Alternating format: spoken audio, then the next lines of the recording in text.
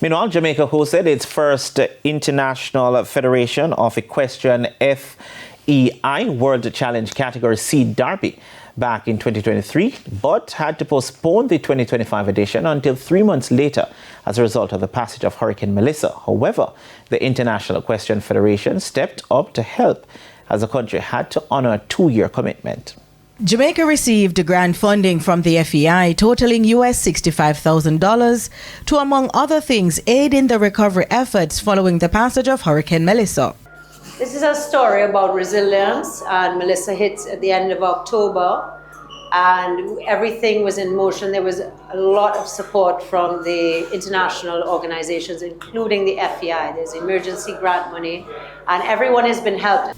Now, as a result of the passage of Hurricane Melissa, the FEI's World Challenge Category C Derby was postponed in November. However, Jamaica had to host the competition. We had to move quickly with Samantha because we are on a 2-year cycle and we have obligations. We've committed, but we can still get it done. Hurricanes happen. We didn't expect the hit of Melissa.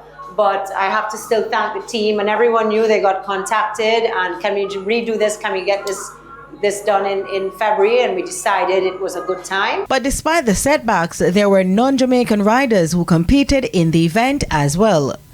For Caitlin Sebastian, who was 4th overall aboard Little Shaba, and Zaralis King, who was 5th riding Thunder, it was a different experience than riding in Trinidad. It actually rode really nicely. I'm very happy that I got to do all of this on the polo field because our cross-country courses back home, we don't get the kind of this kind of like expanse. It's a lot of uphill, downhill, and then we have a sand arena. But I'm very happy. For me, the cross-country, it was a great experience because back home I haven't been able to have access to horses that can jump with me, like at my level.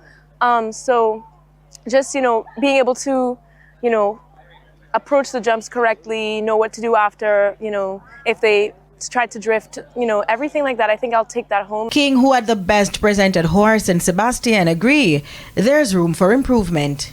Also, the jumping, I felt pretty comfortable. I think it was a very comfortable round for me. I didn't feel like I was going crazy. I think I had him at a very good rhythm as well.